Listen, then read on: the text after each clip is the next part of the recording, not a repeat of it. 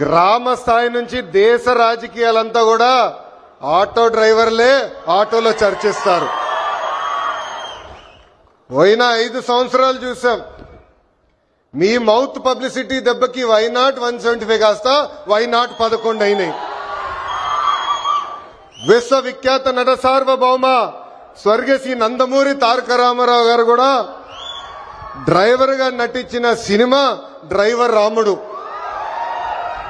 మీ అందరి బాలయ్య నా ఒక్కడికే ముద్దల మావయ్య అయినా